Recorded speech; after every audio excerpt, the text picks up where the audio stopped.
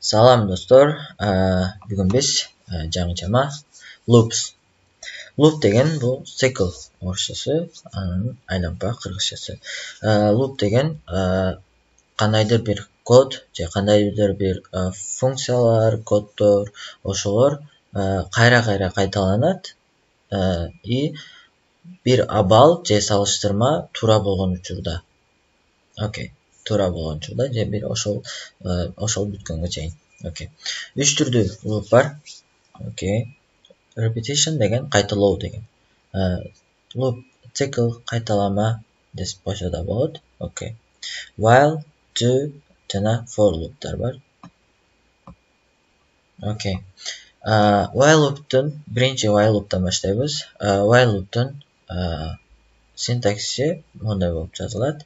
While каша ачылат, condition деген салыштыруу же абал.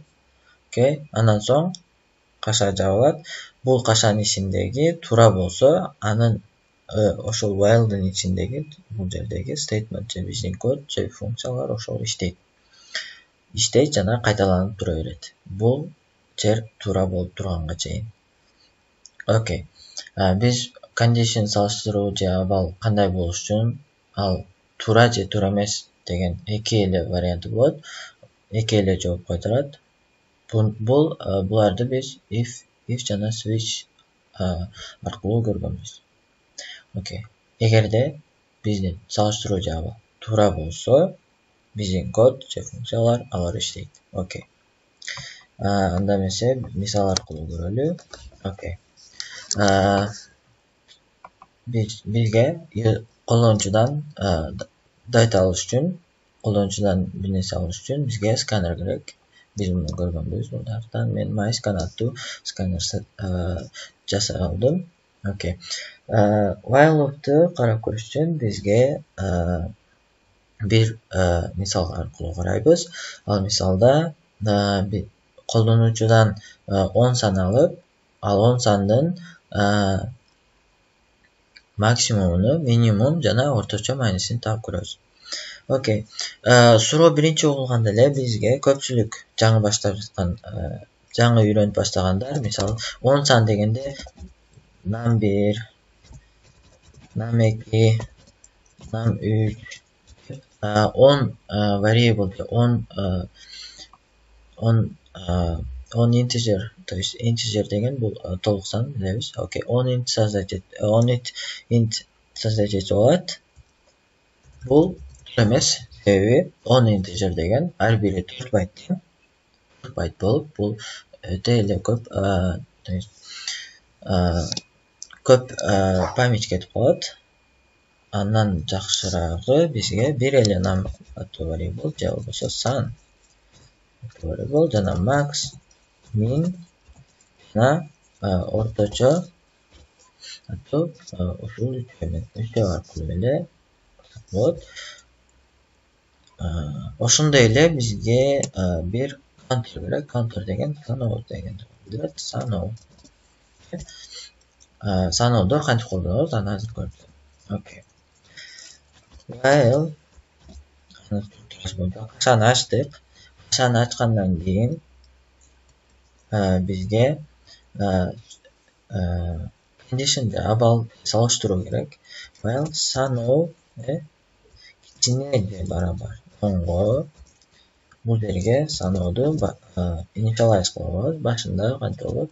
Саноо барабар 1. Биз 1ден баштап санайбыз. 1ден баштап 10го чейин саналат. Окей. Муну жабабыз жана эң астында саноо плюс дегенде, бул саноо плюс дегендин чечмелениши саноо плюс 1 дегенди билдирет. Окей, кыскачасы. Ошондой эле плюс барабар 1 десек, чыгасы жок. Окей, саноо плюс. Мындайча айтканда, while саноо башында 1ден башталат. 1де алдык. 1ден башталат, 10дон кичине болгондо бул жерге код жазылат. Окей. бұл жерге код жазылады жана акырында саноо 1ге чоңоёт. Былайча айтканда 1 жолу болду деген сыяктуу. Окей. Ошентип бул жерге код жазылат деген жерге жазган кодубуз 10 жолу кайталанат. Окей, эми юзерден саналайык. Окей. System out.println. Окей, sun kirgizingиz. Окей, sun kirgizingиz. Окей. Андан соң sun барабар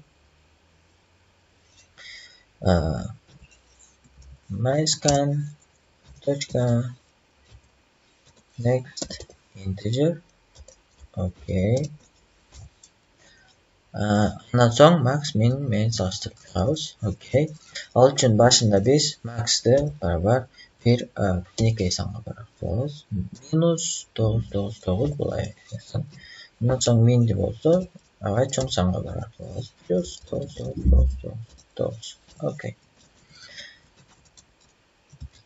Андан соң эми бул санды биз бир эле жолу үч жолу колдонобуз. Ал кайсы жерлерде max менен салыштырабыз, min менен салыштырабыз. Ошондой эле ортого коюп кетебиз. Окей. Орто бул дагы эң башында 0дон башталат. Окей. Андан соң if эгерде sun чоң max'тан чоң болсо max барабар sun. Мындайча айтканда, эгерде биздин киргизген саныбыз мурдакы max'тан чоң болсо, max ошол сан болот. Окей. Ошондой эле эгерде min кичине сандан болсо, ооба, санды биринчи жазалык, max ошондой кылабыз. Окей. Min сандан кичине болсо, сан минден чоң болсо, min барабар сан. Сан минден кичинекей болсо, сан минден кичинекей болсо, себеби бул min деген эң кичинекейин табабыз. Окей. Ошондой эле ортого плюс барабар сан. Окей. Бул жерде колдонуучудан 10 сан алат жана ортого кошуп кетет. Орто деген азырынча бул сандардын баарынын суммасы болуп келип атат. Окей. Андан соң эми результаттар.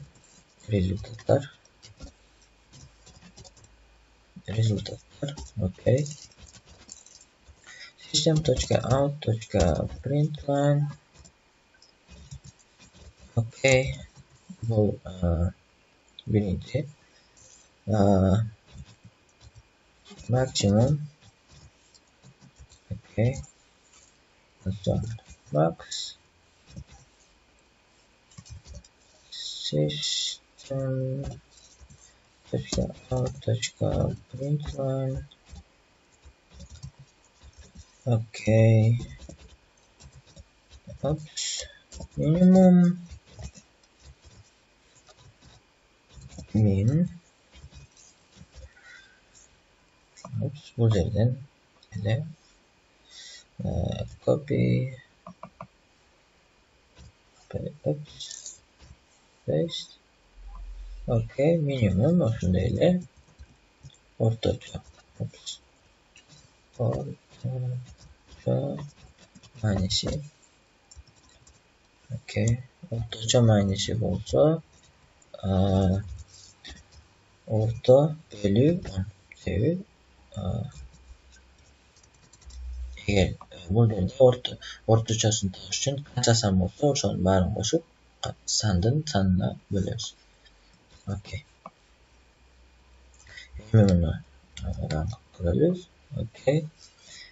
Ал үчүн JavaC, PowerShell же CMD ачып туруп, JavaC first.java.